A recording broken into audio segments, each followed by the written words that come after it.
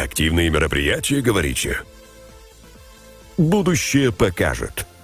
Добро пожаловать на виртуальный саммит UpCode. I will be talking about the first hack, forge, leak operation. Often people forget the middle aspect here, the forging. There are obviously hack and leak cases, but some of the most significant instances contain elements of forgeries. Context here is, of course, that the entire disinformation conversation is at the top of the news agenda these days. And I thought we should really put this particular instrument of hacking and leaking into historical context. So that's what I'm going to do today. The point of departure here is that really, to understand cyber operations in the 21st century, we first have to understand intelligence operations in the 20th century. That, of course, also applies to covert action, if you like, disinformation, or what CIA called political warfare in the 1950s. We have to understand how the logic of this activity worked in the pre-internet age to really appreciate what's going on today. And this is not just a historian's gimmick, me saying this. I say this because for the old cases, we have the memos, we have the original project proposals, the approval, the authorizations, the budget requests, etc. So we can learn an incredible amount of, we get a lot of insight from these cases that we just don't have if we look at the digital output, at the exhaust of these operations. So let me give you a quick example of what I think is perhaps the most stunning forgery and leak that we saw in the Cold War. It came to the it started in the late 60s already, but really came to the fore in the 1970s. It was replayed, the same forgery, more than 20 times over at about a dozen years, and you will understand why in just a moment. Suddenly, in '69, around Christmas time, a Norwegian socialist newspaper called Orientering was first surfacing top secret American war plans and under a Christmas tree. The story didn't really catch on then. It was picked up again by a far left German magazine called Konkret. A link to, anyway, it doesn't matter. But even then, the story didn't really catch on.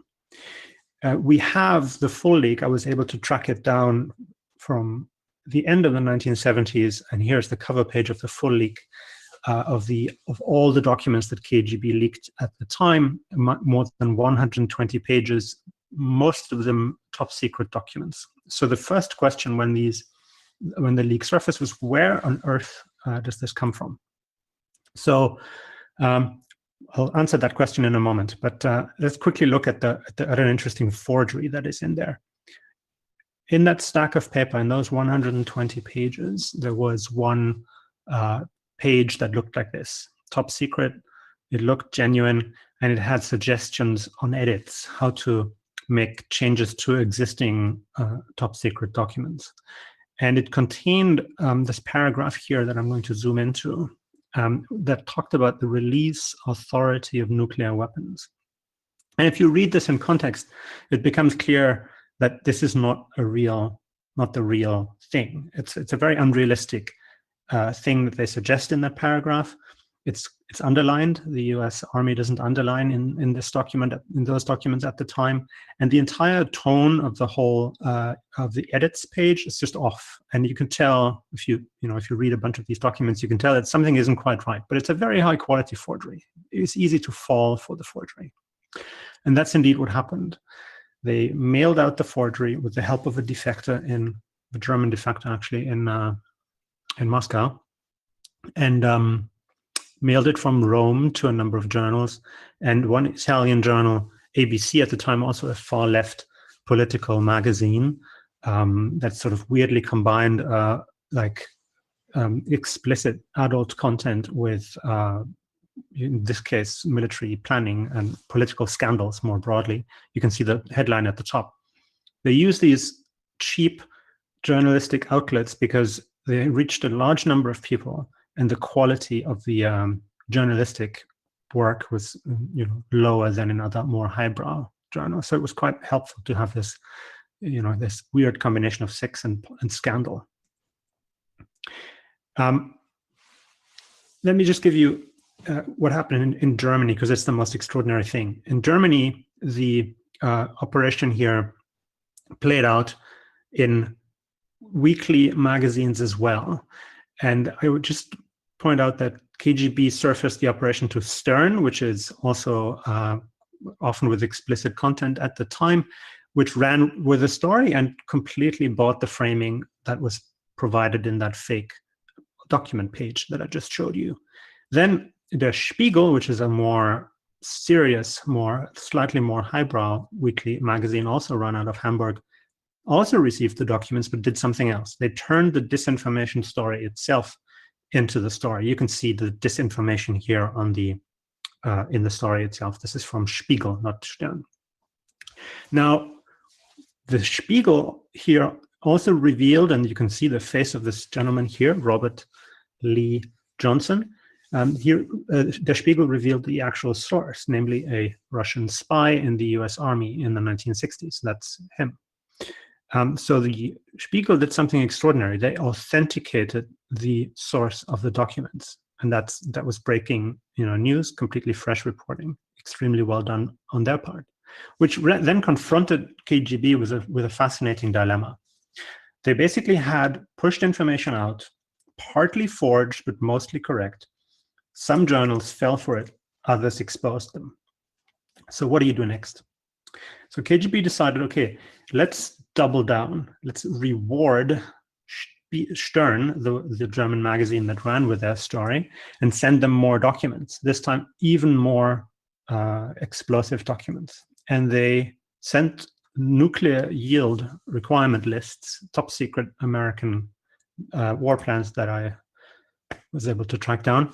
And this is a target listing here that contains, you can see it contains West German targets, West German cities as nuclear targets. Obviously a massive story that that Stern now knew came from KGB, because the story had just broken.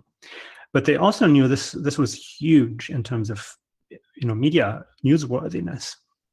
So they decided to publish again, this time knowingly spreading information that came from a hostile intelligence agency, and assuming the information was correct. I think correctly assuming that the information was correct and not forged.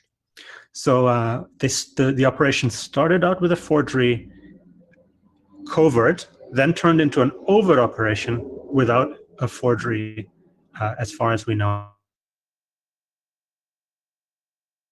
Operational adaptation on the part of KGB here.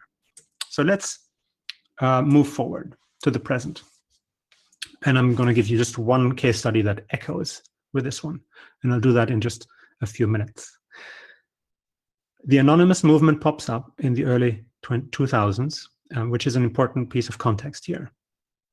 What also pops up is the phenomenon of leaking becomes something positive. WikiLeaks, of course, Cablegate, the big State Department leak, and of course, Edward Snowden become cultural icons, something that is, to many people, obviously not to all, but to many people, something positive. So leaking becomes suddenly synonymous almost with transparency.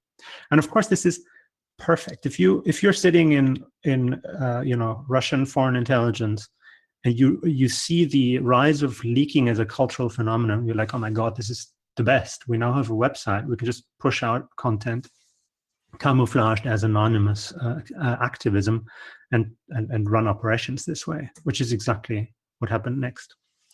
In March 2014 in Ukraine, you can see in that picture, at the time, Lieutenant Colonel Jason Gresh, U.S. Army Foreign Area Officer based in Kiev in the embassy, explaining something to Ukrainian officers here.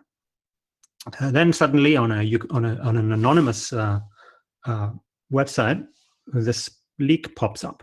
Anonymous Ukraine hack correspondent of U.S. Army attaché assistant in Kiev and discover plot against Ukraine.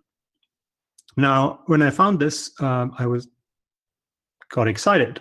This is a picture of one of the Ukrainian kernels, because the text of that anonymous post, let's look at it a little more closely, mentions that Jason Gresh, the American officer, writes to Igor Protsik. This is a picture of Igor Protsik, a Ukrainian senior officer in the general staff.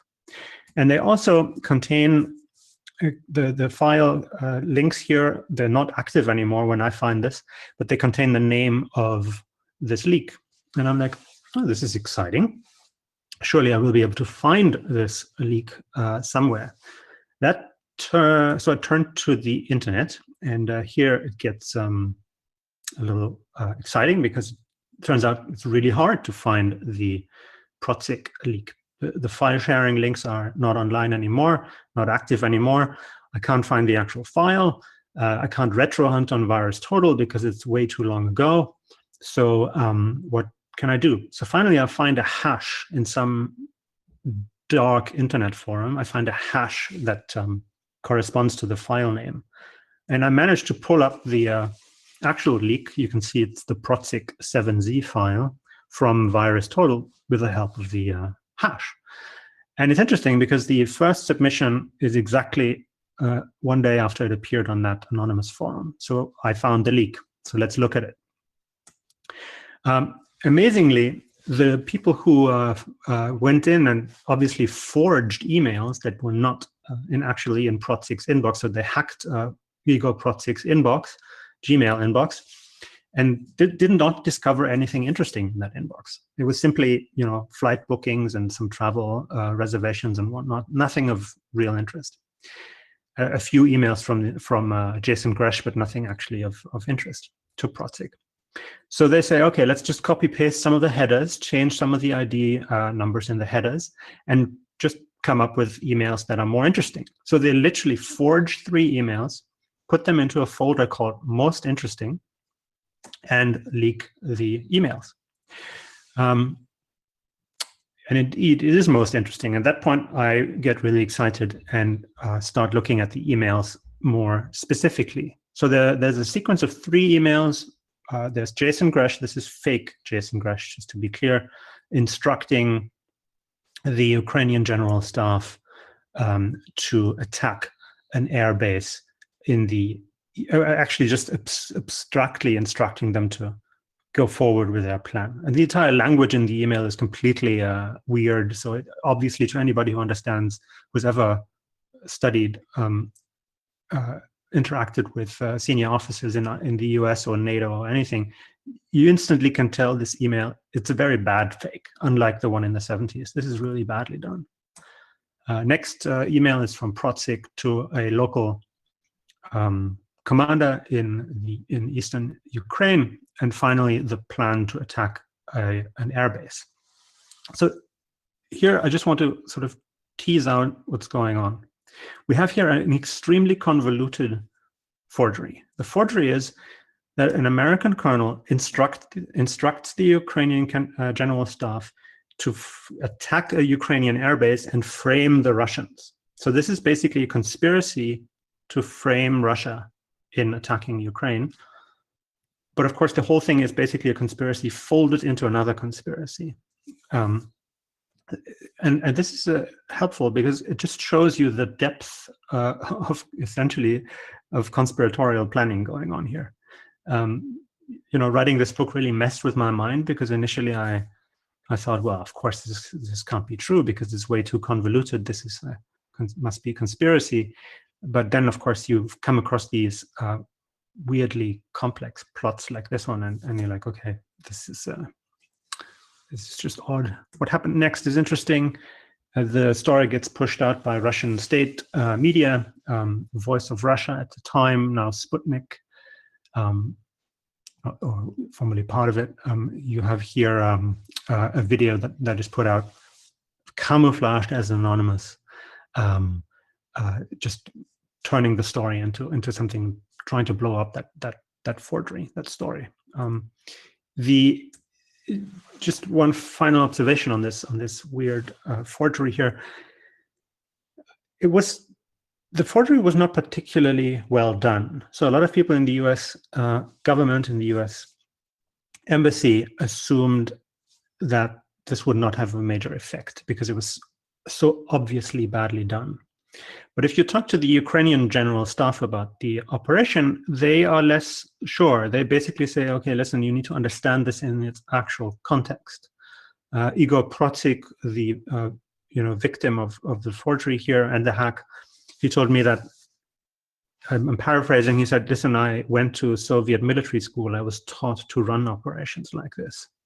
So the Ukrainian general staff, I understand, assumed that they were looking at a GRU operation here, but they also understood, I think, that the operation, although it was not particularly shrewd, especially the English language part, was effective against the population in southeastern Ukraine, because they were not used to seeing Ukrainian armored personnel carriers and army personnel on the ground. So there was a lot of distrust that that this operation tried to exploit. So don't judge an operation based on the lack of its sophistication, either technically or indeed in terms of its execution more broadly. Yes, I will close just by observing that in early 2014, the operational pace really turns up.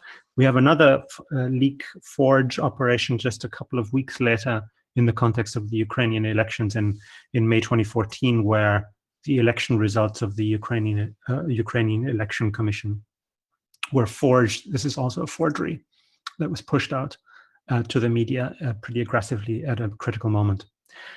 I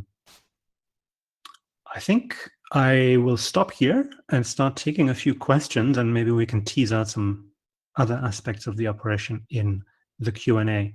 Oh, I will make one quick observation. I tried to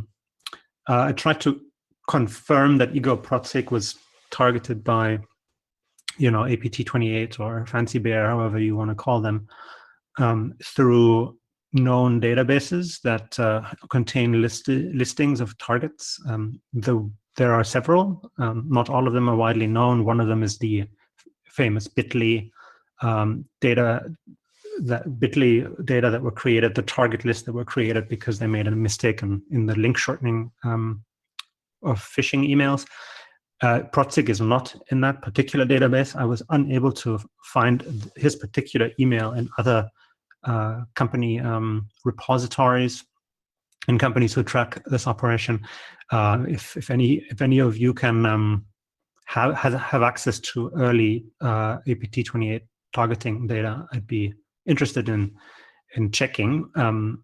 But I think most companies started tracking a little later in 2014. So that's the explanation most likely. Yeah, thank you for your attention for now. Thanks, Thomas. Yeah, definitely one question before we start with the questions from the chat. What's that dark obscure forum that you were mentioning at the beginning? It feels like it's an interesting detail that you just purposely omitted. I'm sorry. Where's the? I didn't understand the question. I apologize. Oh, sorry. What is the forum that you were mentioning? The dark obscure forum. Where you found the hash? Yeah. Yeah. Great question. I tried to reconstruct how I found the hash at the time, and I, to be blunt, I forgot. I couldn't pull it up again, so I apologize. But that doesn't mean the evidence is not good. Okay. It just sounded more cool to say it was an obscure forum. Yes. Okay. A question from Ryan. When you're writing a book, how do you know when it's done, and how do you decide when it's the right time to stop? Oh, wow. That's a tough question. Well, if your publisher is breathing down your neck with a deadline, that certainly helps to decide when to stop. In this case, it was hard to decide when to stop, because when I started writing this book about the history of disinformation, I thought, surely can I really fill like a thick book with this story? And very quickly it became clear, oh my God, I could write two at least books about this. So I had to make a selection. Obviously, that was difficult. Oh yeah, I mean, if you do a history of disinformation, yeah, definitely it's an encyclopedia in a few volumes, because there's. Yeah. I mean, actually, I have another question. What are your thoughts about, like, like for disinformation? We do hear a lot about Russia. It keeps coming back, like for the past 5-6 years. We do hear a lot about Russia. Are you planning to write about other countries in the near future, or why do you think people are also talking so much about Russia? What are your opinion about it? Yeah, that's a great question. The book is not just about Russian operations. I portray a number of very extensive American operations, East German operations, Bulgarian, Czech operations, of course, and Soviet. But of course, Russia more recently has started in the most visible way. But if you go just 1 year forward from May 2014, some of you, I'm sure you have heard of the Wiki Saudi leaks case, the alleged Yemen cyber army leak of Saudi foreign ministry files that pops up in 2015, around June 2015. That's a difficult one to attribute, because there are forensic indicators that point to two alternative explanations. Either it's a Russian operation or an Iranian operation, or some sort of weird combination of both. And it looks to me personally, I've changed my assessment in this case based on new evidence, and I think it's not unlikely that it's actually an Iranian operation, at least in part. It's a fascinating case to look at. Iran was active in this space quite early as 2011. And certainly escalated since. Yeah, that makes sense. Another question is, what are your thoughts about the nature of disinformation related to COVID-19, namely the suggestion that China is adopting Russian tactics? Yeah, that's a tough one, because, of course, the scholar and the researcher in me is very cautious at this point, because I can only see some of the output of operations. And, writing this history made me very cautious, because as soon as the Cold War ends, we just don't have access to the memos anymore, to the actual files. And, assessing the operation that I just described is actually really hard, because I don't have really high quality forensics or high quality documents to prove anything here. So in the COVID case, that of course is also true. Having said that, some Chinese state media put out information, or campaigns almost. Some of you may have seen this video of the comic of the Statue of Liberty talking to a Chinese nurse about the crisis COVID response. That's a pretty impressive piece of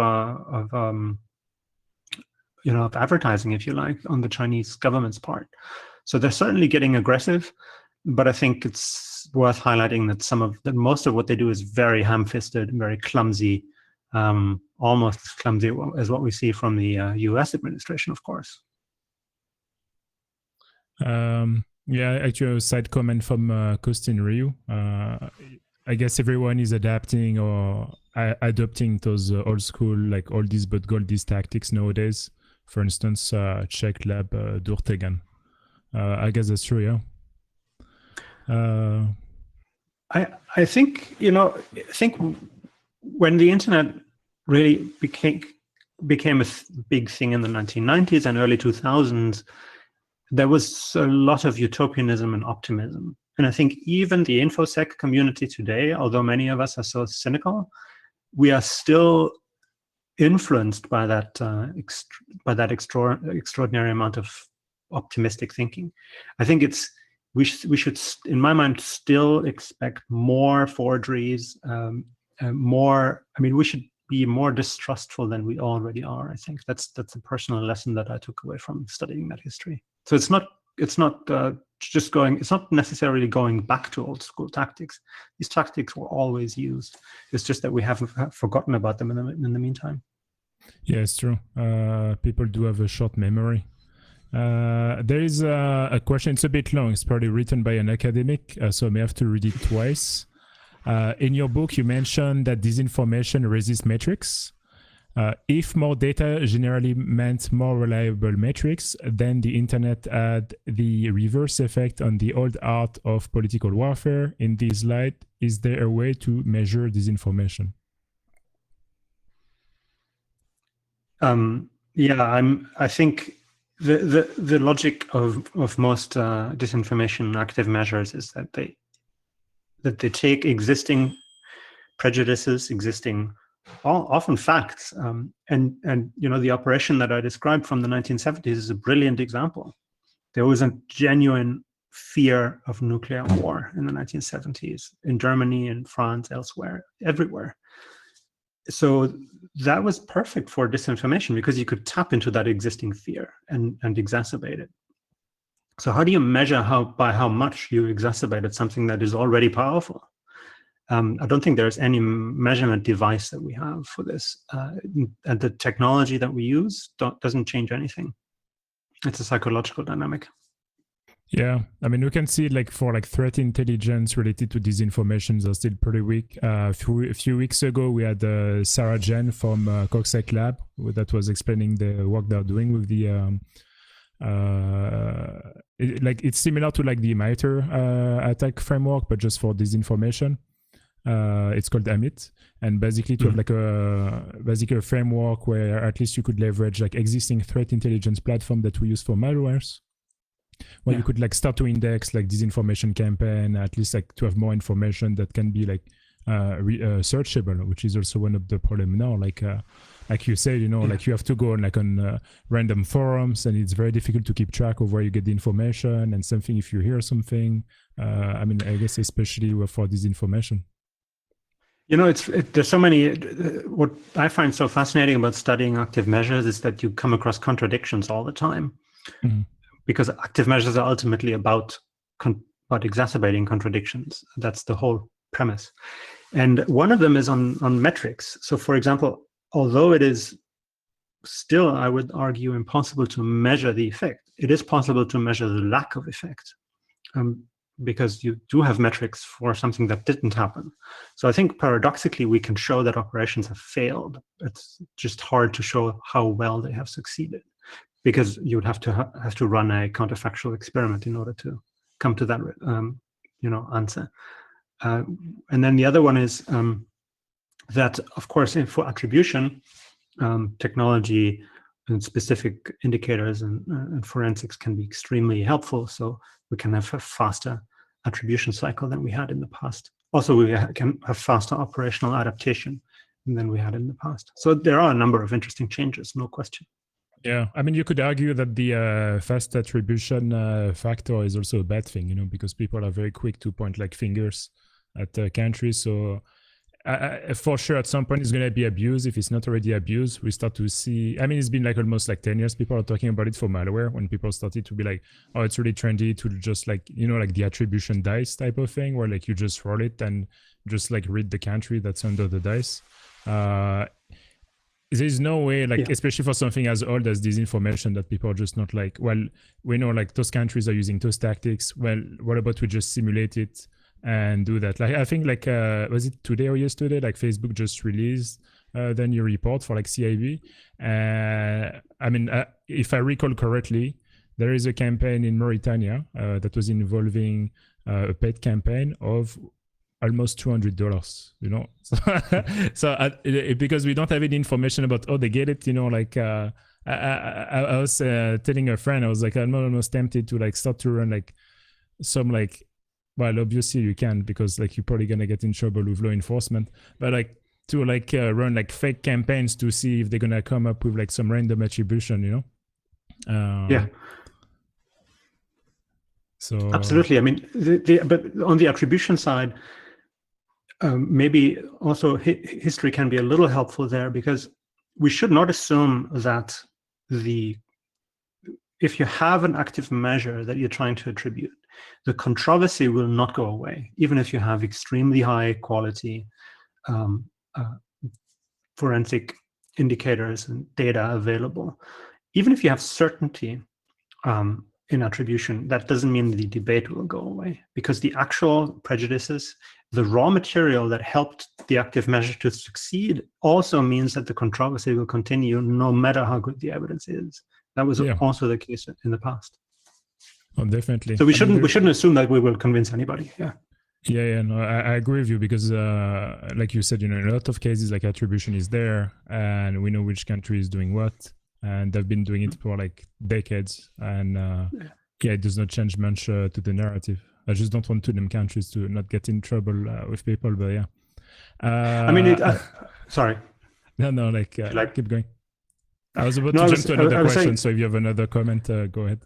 Just quick comment. I think the narrative, we can change the dominant narrative, and I think it matters what people of influence say, and you can change the minds of a significant number of people. In fact, whether somebody is willing to change their mind based on new evidence, to me, is one of the most interesting questions, because those people who don't have the capacity and the willingness to change their mind based on new evidence, they're just not. I just don't take them seriously. So changing that is a key feature. Anybody who does investigations will intuitively understand what I mean. You have to be able to take new evidence on board. Another question is hoping to get hands on your book. Besides similarities, what differences between 20C offline and 21C online operations would you point out? I don't know what's 20C offline and 21C online. So if you can also explain to... probably 20th century offline and 21st century online operations, what the difference is. Okay, that makes sense. I'll just make a big observation here. So 21st century leaks have a much higher volume. I mean, 120 pages was large in the 1970s. It's tiny, today. So what does the volume of leaks imply?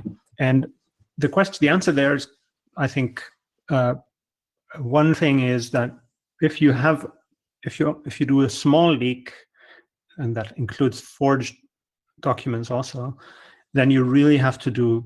It's very crafty. You have to really know what you're doing. It takes handiwork. It takes skill. It's like artisanal, really. And if you do a leak that is high volume, mostly true, maybe only has a few false cover stories involved, like claiming it's from the DNC, while in fact it's not from the DNC, which was actually the case. That is very industrial scale leaking. You just put out a lot of content, and the value add is not your artisanal craftsmanship. The value add is created by journalists and other researchers going in and then turning the leak in, finding the interesting tidbits. So, Matt, I'm going to provoke you. In a way, shadow brokers weaponized you because you went in and found some of the really interesting stuff in there. But I think they also weaponized me, so you're not alone there. You mean like for the NSA Swift thing? Yeah. No, definitely. I mean, like, just to elaborate on that, actually, funny enough, coincidence or not, I got a bunch of journalists from like Sputnik News and RT were like reaching out for me, like from time to time for comments on stories. And after a while, like after one story, I was like, I'm not really that interested to like comment on this, and then like all of them stopped at the same time. And when I was supposed to go to Russia last year to give a keynote at Zero Night, I got denied of entry at the border because my visa was quote unquote invalid, but I had a visa with me. So coincidence, I mean, there are a bit of like unrelated events, or they're all related, but regarding the weaponization of things, definitely. Although I still think like the document on the NSA thing was pretty cool, because retrospectively, if you look back, that's, like all the things related to double pulsar and everything were like used in that actual like release. And that's what like gave birth to like WannaCry and NotPetya and all those things. So That's a fact. Yeah. Yeah, I think the last chapter in my book is on shadow brokers, and I think I'll cut right to the chase. We just don't know who was behind shadow brokers. It could have been an intelligence operation. It could also have been an insider, a form of insider operation or leak or insider threat type situation. But the fact is that Russian actors took advantage of the story in public and private ways. Yeah, no, definitely. Especially like amplifying an existing narrative is usually what works the best, because if you have to like orchestrate like something from A to Z, it's way too much work. So you're better off keeping your eyes open, especially if you have a fixed agenda. You're going to have plenty of opportunities. Like you say with Snowden, like leaks became kind of like the cool thing to do. They kind of knew like more would came up after. Although like some people like don't agree with the connection of saying Snowden kind of like gave birth to like that generation of like whistleblowers. But yeah. Another question, just to like move on to another topic. Is Netflix an active measure campaign? Netflix? Yeah, I mean, probably not an active measure campaign, but I guess like one of the topic that's coming in the chat is that sometimes it does feel like Netflix has an agenda. So if you think about it, if you want to spread a message instead of, actually I was thinking of doing some research on it, but it's very hard to like just like gather all the data, is instead of like posting like tweets or Facebook posts or even YouTube videos, because obviously YouTube is used for disinformation. If you can get like your documentary or like TV show like validated by Netflix, because it comes up from like it looks legit, you have like an actual team, etc. But then you can like kind of move the messaging around it, or even like have like subtitles that are like erroneous in certain languages. For instance, like there is a Mossad documentary. I remember I even tweeted about it. In one of the English subtitles, it was saying death to Israel when they were talking about Iran and how evil Iran was. But then if you listen to the sound, it said something about Allah. So I went on YouTube to find like that exact same speech. And it was just basically something like glory to Allah, and in the English version, it was translated as death to Israel. And it was like more than a year ago, like almost 2 years ago. And from that moment, I was like, actually, like Netflix would be a great platform to like push a message, because even if you look at even non-political subject like veganism, all those things, like you get like every time there is like a cooking show or something, like you have like 10 people around you talking about it, like Tiger King, for instance, like everyone is talking about it. It's probably like the most successful documentary like about it, whereas like if you push something on YouTube, like, or even on Twitter, it's going to be a lot of work to get like your audience, because there is more noise. Whereas like if you can like tailor it for like platform like Amazon Prime and Netflix, is Netflix the Radio Free Europe of the 21st century? Well, I would, I'll make a big but I think absolutely crucial observation here, and that is, if we study disinformation operations, if you study active measures are actual conspiracies, small conspiratorial operations, sometimes longer conspiratorial projects, not conspiracy theories, but actual projects that have a conspiratorial purpose. Now, I'm using these weird terms here to make a big point, and the point is, if you start believing in those projects and start exaggerating their effect and their power, which is something that operators tended to do again and again because it was good for their, they got more money, got promotions, got prizes and whatnot internally, then you run the risk of becoming an actual conspiracy theorist.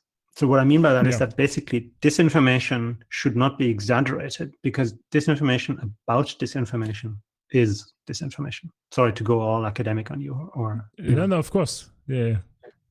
It's so what it means is, if you study this for people like you and me, really, in some cases, it means we have to be extremely cautious and rigorous with the evidence, and often question assumptions that we make, and be just and come to the conclusion sometimes that probably the assumption that we just made is wrong.